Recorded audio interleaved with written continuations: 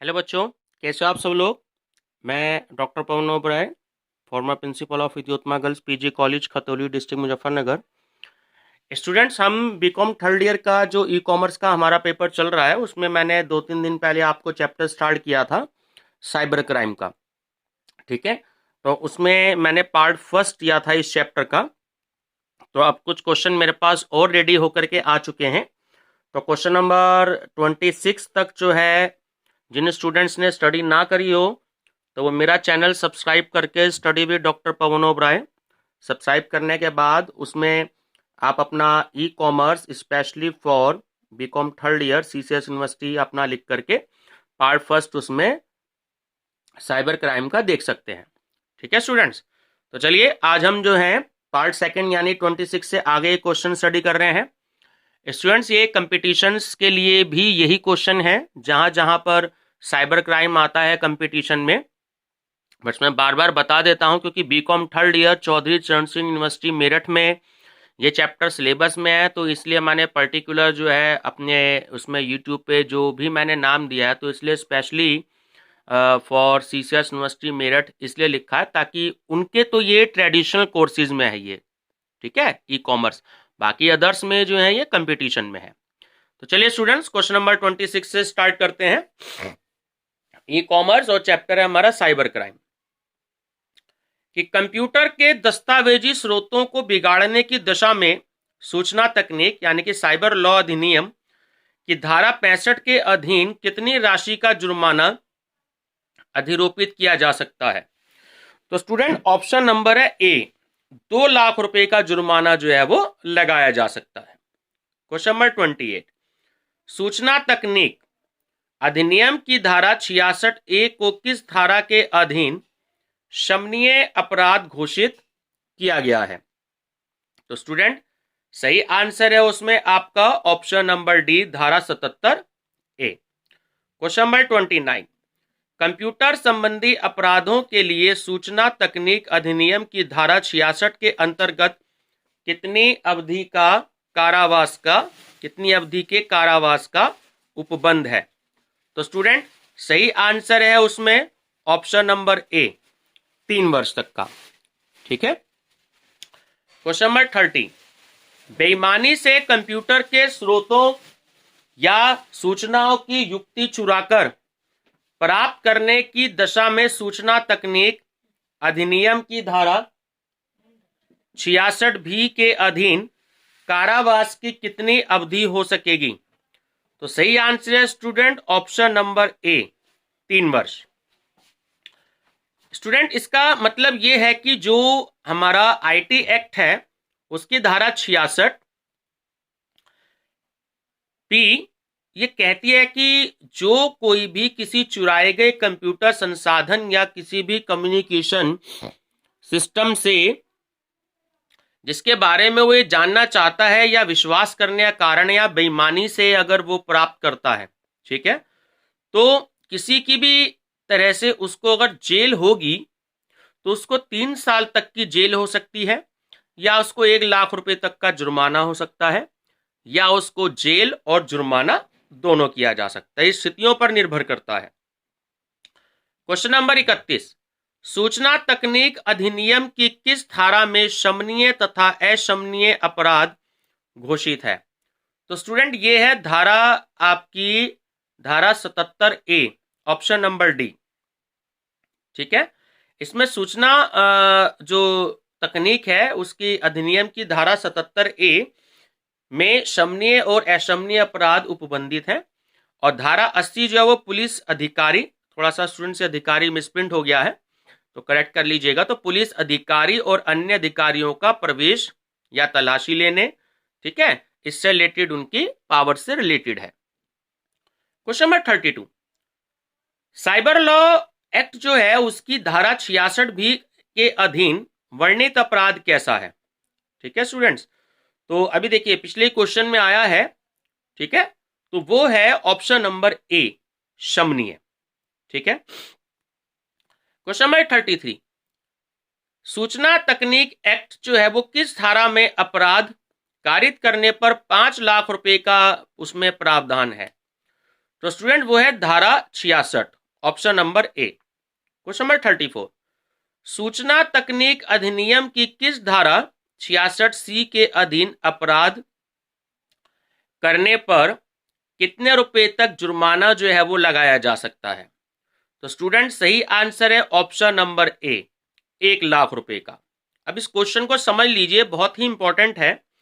इसका मतलब यह है कि आईटी एक्ट की धारा 66C ये कहती है कि जो भी कोई किसी फ्रॉड से या बेईमानी से या किसी भी अन्य व्यक्ति से कोई भी इलेक्ट्रॉनिक जो चिन्हक होते हैं या कोई पासवर्ड होता है या किसी अन्य और भी कोई जो भी कोई स्पेसिफिक कोई आइडेंटिटी का अगर कोई भी वो साइन बना देता है, उसका अगर वो यूज करता है, तो वो इस तरीके के किसी भी जुर्म के लिए 3 साल तक की तो उसको जेल हो सकती है और 1 लाख रुपए तक का उसको जुर्माना हो सकता है। ठीक है, जुर्माने को इंग्लिश में पेनल्टी बोलते हैं।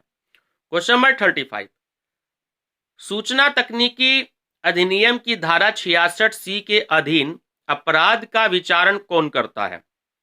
स्टूडेंट ये बहुत इंपॉर्टेंट क्वेश्चन है। तो सही आंसर है प्रथम श्रेणी मजिस्ट्रेट। ठीक है, जो मजिस्ट्रेट होते हैं ना स्टूडेंट्स, इनकी भी कैटेगरी होती है, फर्स्ट हो गया, सेकंड हो गया, या मजिस्ट्रेट हो गया, या जिलाधिकारी कार्यपालक हो गया। तो जो मैंने वीडियो पुलिस सिस्टम जो बना रखा है स्टूडेंट्स, उसके बारे में भी हम धीरे धीरे स्टडी करेंगे। जिन स्टूडेंट्स ने ना देखी हो तो वो पुलिस सिस्टम पार्ट 1 जो है उसको जरूर देखें। एक पुलिस से रिलेटेड जो बच्चे फॉर्म भरते हैं उनके लिए तो समझना वो बहुत जरूरी है, ताकि एक आम आदमी को भी समझना जरूरी है कि पुलिस सिस्टम क्या है ना। किस सिचुएशन में हमें जेल हो सकता है, किस सिचुएशन में पुलिस हमें अरेस्ट कर सकती है, किस सिचुएशन में वो हमारे घर की तलाशी ले सकती है। तो वो सारी चीज मैं आपको धीरे धीरे समझाऊंगा, तो आप उसको भी सर्च करके देख सकते हैं। ठीक है, तो क्वेश्चन नंबर 36 स्टूडेंट्स कि सूचना तकनीकी अधिनियम की धारा 66F के अधीन अपराध का विचारण कौन करता है? ठीक है, तो स्टूडेंट्स इसमें सही आंसर है option number A, session court. ठीक है, क्वेश्चन नंबर 37, साइबर आतंकवाद को किस धारा के अधीन सूचना तकनीक अधिनियम में अपराध घोषित किया गया है? तो सही आंसर है स्टूडेंट ऑप्शन नंबर सी, धारा 66F। ठीक है, इसका मतलब है कि आईटी एक्ट की जो धारा 66F है वो ये कहती है कि जो भी कोई साइबर आतंकवाद करता है या उसकी कोशिश करता है या कोई भी कोई षड्यंत्र रचता है, तो उसको जो है वो आजीवन कारावास होगा, जिसे हम उम्र कैद बोलते हैं। ठीक है, क्वेश्चन नंबर 38, आईटी एक्ट अधिनियम की धारा 66F के अधीन अपराध किस तरह का घोषित किया गया है? तो स्टूडेंट वो होता है अजमानतीय। ठीक है, क्वेश्चन नंबर 39, सूचना तकनीक अधिनियम की किस धारा के अधीन धोखे द्वारा कंप्यूटर के स्रोतों का प्रतिरूपण को अपराध घोषित किया गया है? तो स्टूडेंट ऑप्शन नंबर सी, धारा 66D।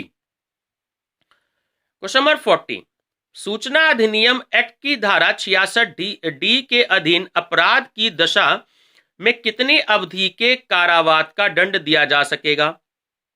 तो स्टूडेंट सही आंसर है ऑप्शन नंबर डी, 3 वर्ष तक के लिए। क्वेश्चन नंबर 41, सूचना तकनीक अधिनियम के एकांतता के अतिक्रमण के अपराध पर सजा का प्रावधान किया गया है? तो स्टूडेंट वो आंसर है हमारा ऑप्शन नंबर बी, धारा 66E। इसका मतलब ये है कि ये जो हमारा साइबर लॉ एक्ट है उसकी धारा 66E ये कहते हैं कि जो कोई शासक यानी कि जानबूझकर किसी व्यक्ति के गुप्तांग का चित्र उसकी सहमति के बिना, ठीक है, उस व्यक्ति की एकांतता का अतिक्रमण करने वाली परिस्थितियों में खींचेगा या प्रकाशित करेगा या किसी को भेजेगा, तो उसको 3 साल तक की जेल हो सकती है या उसको 2 लाख रुपए तक का जुर्माना हो सकता है या उसको दोनों से पनिशमेंट किया जा सकता है। क्वेश्चन नंबर 42, सूचना तकनीक की किस धारा में परिचयात्मक चोरी के अपराध का उपबंध है? तो स्टूडेंट धारा 66C, ऑप्शन नंबर ए। ठीक है, मतलब यह है कि आईटी एक्ट ये कहता है, उसकी धारा 66C ये कहती है कि किसी का भी परिचयात्मक चोरी के अपराध का उपबंध किया गया है, और धारा 69A किसी कंप्यूटर संसाधन के माध्यम से किसी सूचना की सार्वजनिक पहुंच के अवरोध के लिए निर्देश जारी करने की शक्ति है। क्वेश्चन 43, सूचना तकनीक अधिनियम के अंतर्गत बोगस वेबसाइट तथा साइबर क्राइम के लिए भारतीय दंड संहिता की किस धारा में अपराध घोषित किया गया है? तो स्टूडेंट सही आंसर है ऑप्शन नंबर ए, धारा 420। धारा 420 जो एक्चुअली वो किसी को धोखा देने से रिलेटेड होती है। इसमें आईटी एक्ट अधिनियम के अंतर्गत जो बोगस वेबसाइट होती है और साइबर क्राइम के लिए इंडियन पिनल कोड, ठीक है, की धारा 420 में जो अपराध घोषित किया गया है, और उसका मतलब यह है कि धारा जो 420 है, छल करना यानी किसी के धोखा करना और किसी की संपत्ति जो है वो जबरदस्ती बेईमानी से जो है वो अपने नाम पे करना या किसी को उकसाना, ठीक है ना। धारा जो 424 है वो किसी संपत्ति का बेईमानी से या फ्रॉड तरीके से जो है छिपाया जाना। धारा 429 किसी भी मूल्य के छोर या किसी का 50 रुपए के मूल्य के किसी भी जीव जंतु को वध करना या उससे किसी भी विलांग करने से रिलेटेड है, ठीक है। धारा 438 जो है वो किसी आग या कोई भी विस्फोटक पदार्थ ऐसा ले आए तो उसके लिए दंड दिया जाता है, ठीक है। क्वेश्चन नंबर 44, ईमेल बॉम्बिंग का अपराध सूचना तकनीक अधिनियम की किस धारा में प्रावधान किया गया है? तो स्टूडेंट सही आंसर है ईमेल बॉम्बिंग से रिलेटेड का जो अपराध है वो है ऑप्शन नंबर ए, धारा 66। क्वेश्चन नंबर 45, सूचना तकनीक अधिनियम के अंतर्गत नारकोटिक्स ड्रग्स के ऑनलाइन विक्रय को एनडीपीएस एक्ट की किस धारा के अंतर्गत अपराध घोषित किया गया है? तो स्टूडेंट सही आंसर है ऑप्शन नंबर बी, धारा 15 से 29। आईटी एक्ट जो ये कहता है कि नारकोटिक्स ड्रग्स के ऑनलाइन विक्रय को एनडीपीएस एक्ट के जो अध्याय 4 है, चैप्टर 4 है, उसमें सारे जो है अपराध से रिलेटेड है वो सारी, तो उसमें धारा 15 से 29 के अधीन अपराध घोषित किया गया है, ठीक है। आजकल आप टीवी में नारकोटिक्स डिपार्टमेंट का नाम सुन रहे हैं, एनसीबी, नारकोटिक्स कंट्रोल ब्यूरो। तो आप देख रहे हो जो सुशांत सिंह मर्डर केस जो टीवी में चल रहा है, तो उसमें एनसीबी जो है, नारकोटिक्स कंट्रोल ब्यूरो जो है, ये आजकल जो है केस की छानबीन कर रहा है, ठीक है ना स्टूडेंट्स। ये ड्रग्स से रिलेटेड होता है। जो लोग ड्रग्स का गलत तरीके से इस्तेमाल करते हैं या बिना सरकार की परमिशन के ड्रग्स की सप्लाई करते हैं, तो एनसीबी जो एजेंसी है वो सेंट्रल गवर्नमेंट के द्वारा इस्टेब्लिश की गई एक एजेंसी है, तो एनसीबी ऐसे केसेस की छानबीन करती है। चलिए क्वेश्चन नंबर 46, इंटरनेट पर अश्लील सामग्री के इलेक्ट्रॉनिक रूप में प्रकाशन को सूचना तकनीक अधिनियम की किस धारा में अपराध घोषित किया गया है? स्टूडेंट ये पिछले चैप्टर में भी आया था क्वेश्चन, ठीक है। तो ये है आपका ऑप्शन नंबर ए, धारा 67। क्वेश्चन नंबर 47, कंपनियों द्वारा अपराध का उपबंध सूचना तकनीक अधिनियम की किस धारा में उपबंधित है? तो स्टूडेंट सही आंसर है ऑप्शन नंबर बी, धारा 85। क्वेश्चन नंबर 48, अपराध का दुष्प्रेरण का उपबंध सूचना तकनीक अधिनियम की किस धारा में किया गया है? तो स्टूडेंट सही आंसर है उसका ऑप्शन नंबर डी, धारा 84B। अब इसका मतलब समझ लीजिए कि आईटी एक्ट की जो धारा 84B है वो ये कहती है कि जितने भी क्राइम होते हैं उसको जो दुष्प्रेरण के लिए जो है वो दंड का प्रोविजन किया है सरकार ने। तो धारा 84B ये कहती है कि जो कोई किसी भी अपराध को करता है या कोई भी दुष्प्रेरित कार्य करता है या दुष्प्रेरण के परिणाम स्वरूप किया जाता है, तो ऐसे जो भी कोई गलत काम किए जाते हैं तो उन्हें दंड के लिए इस अधिनियम द्वारा जो है कोई अभिव्यक्त उपबंध नहीं है। तो इस अधिनियम के अधीन अपराध के लिए उपबंधित दंड से दंडित किया जाएगा। क्वेश्चन नंबर 49, सूचना तकनीक अधिनियम की धारा 69 के अधीन अपराध की दशा में कारावास की अवधि यानी टाइम जो है वो कितना हो सकता है? तो स्टूडेंट अगर कोई भी पर्सन अपराध करता है, कोई क्राइम करता है, जुर्म करता है, तो उससे रिलेटेड जो है वो 7 साल तक की जेल हो सकती है, ठीक है। तो आईटी एक्ट की जो धारा 69 है वो ये कहती है कि कोई भी व्यक्ति विनिर्दिष्ट अभिकरण की सहायता करने में असफल रहता है या जेल से, तो जिसका टाइम 7 वर्ष तक की अवधि हो सकती है और उसको जो है जुर्माना भी लगाया जा सकता है। क्वेश्चन नंबर 50, सूचना तकनीक अधिनियम के किस धारा के अधीन प्रकाशन को कपटपूर्ण उद्देश्य में नियोजन को अपराध घोषित किया गया है? तो स्टूडेंट सही आंसर है ऑप्शन नंबर ए, धारा 74। क्वेश्चन नंबर 51, कंप्यूटर अपराध किस रूप में आधुनिक है? तो स्टूडेंट सही आंसर है ऑप्शन नंबर ए, सापेक्ष। ठीक है, अब इसका मतलब क्या है कि कंप्यूटर अपराध को साइबर अपराध या इंटरनेट अपराध के नाम से भी जाना जाता है। तो कंप्यूटर्स और इंटरनेट के द्वारा की गई किसी भी तरह की जो भी कोई गतिविधियां होती हैं, आपराधिक गतिविधियां होती हैं, तो वो साइबर क्राइम की कैटेगरी में आती हैं। ठीक है, तो जो साइबर जो अपराधी होते हैं, जो क्रिमिनल होते हैं, तो वो अगर वो इंटरनेट के माध्यम से कोई भी अगर आर्थिक अपराध करते हैं, किसी जो है इलीगल, अवैध को इलीगल बोलते हैं इंग्लिश में, तो इलीगल वस्तुओं की कोई भी खरीद फरोख्त करते हैं, मतलब खरीदते हैं या बेचते हैं या जुआ खेलते हैं या कोई भी किसी को धोखा देते हैं, किसी चीज़ का दुष्प्रचार कर रहे हैं, कोई जालसाजी करते हैं, किसी को धोखा देते हैं, तो ऐसे अपराध जो है, क्राइम जो है, इस कैटेगरी में आते हैं।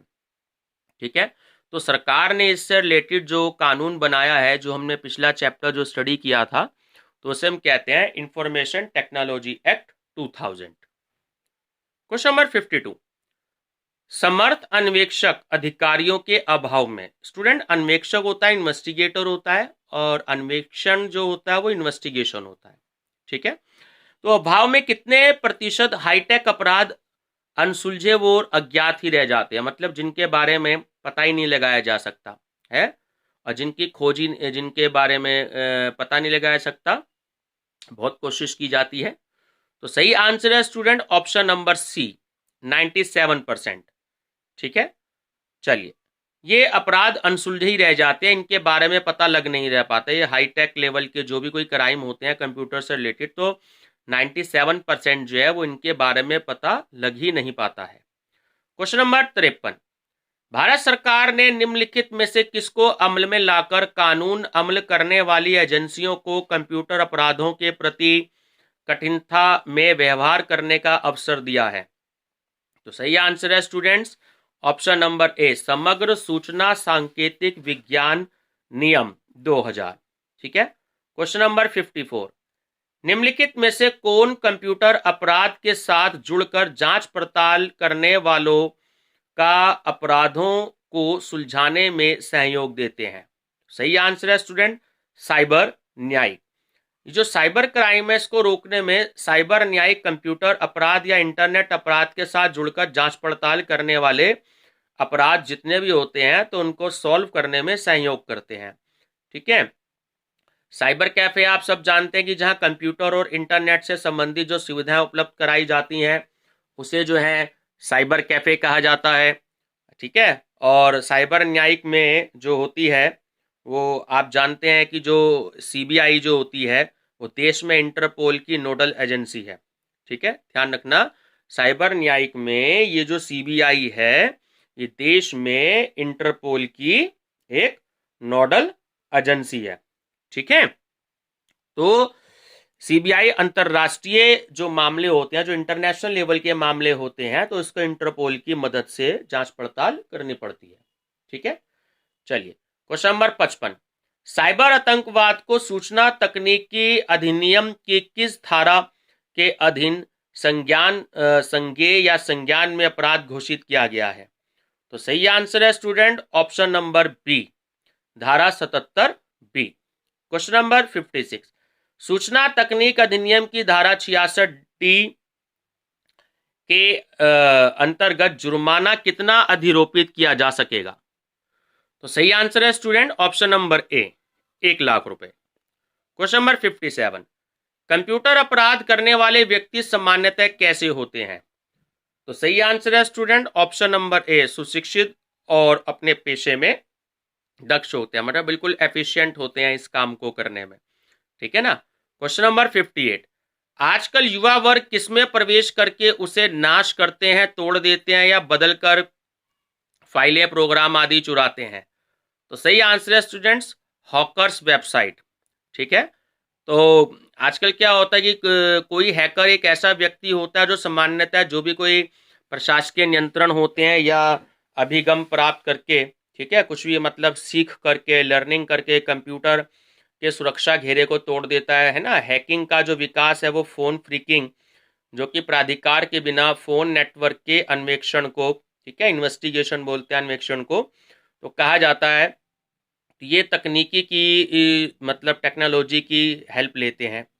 ठीक है ना। क्वेश्चन नंबर 59, साइबर आतंकवाद को सूचना तकनीकी अधिनियम की धारा 66F के अधीन कितनी अवधि के कारावास से दंडित किया जाएगा? तो सही आंसर है स्टूडेंट ऑप्शन नंबर ए, आजीवन कारावास।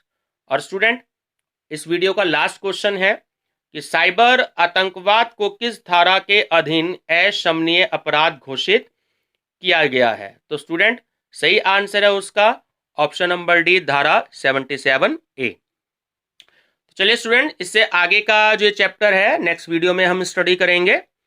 और वीडियो पसंद आई हो तो लाइक, शेयर और सब्सक्राइब जरूर कर लीजिएगा और ऑल नोटिफिकेशन पे जरूर कर दीजिएगा बेल आइकन पे क्लिक करके। ठीक है, कोई भी सजेशन हो तो आप वो जरूर देखें। और स्टूडेंट्स एक कमेंट आया था किसी स्टूडेंट्स का कि क्या मैं टीजीटी पीजीटी की तैयारी कराता हूं। तो स्टूडेंट्स बिल्कुल, मैं टीजीटी पीजीटी की ही मैंने एक वीडियो अपलोड करी थी 2 दिन पहले। अगर किसी ने देखी ना हो तो उससे मैंने ज्योग्राफी के 62 क्वेश्चन जो थे मैंने उसमें प्रोवाइड कराए थे। ठीक है, उसमें बीएड और टीजीटी मैंने लिखा है। तो अगर किसी ने ना देखी हो तो, क्योंकि 4 पार्ट में टीजीटी का पेपर आता है। ठीक है, हिस्ट्री के आते हैं, ज्योग्राफी के आते हैं, इकोनॉमिक्स के आते हैं और सिविक्स के आते हैं, यानी कि पॉलिटिकल साइंस के। तो स्टूडेंट्स टीजीटी पीजीटी की भी मैं तैयारी स्टार्ट करवा रहा हूँ धीरे धीरे। आप देखिए मैंने बहुत सारे कंपटीशंस की तैयारी स्टार्ट कराई है। तो इन सारे क्वेश्चंस को कलेक्ट करने में, स्टडी करने में बहुत टाइम लगता है। ठीक है ना। तो टीजीटी पीजीटी की भी तैयारी बिल्कुल मैं करवाऊंगा। और अभी सी टेट का पेपर होने वाला है कुछ दिनों बाद, तो सी टेट की भी मैं तैयारी कराऊंगा। और स्टूडेंट्स मैं एनटी एंड नेट की भी मैंने, देखिए आज पिछली वीडियो में मैंने क्वेश्चन अपलोड किए हैं। तो सन 2019 से लेकर के 2006 तक के जितने भी नेट में और सेलेक्ट में जो डिफरेंट स्टेट्स में आए हैं, तो वो क्वेश्चंस मैंने अभी वीडियो अपलोड करी है। तो आप उसमें मेरा channel study with doctor Pawan Oberoi subscribe करके उस वीडियो को देख सकते हैं स्टूडेंट्स। 2 वीडियो अपलोड करी है मैंने एनटी एंड नेट से रिलेटेड। चलिए स्टूडेंट्स, कोई भी सजेशन हो उसके लिए आपका स्वागत है। Thank you students.